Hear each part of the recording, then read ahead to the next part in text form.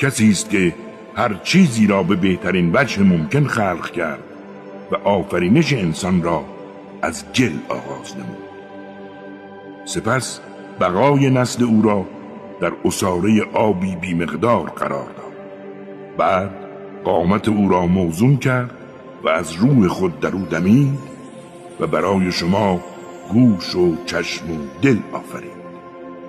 شکرگزاریتان چه اندک است.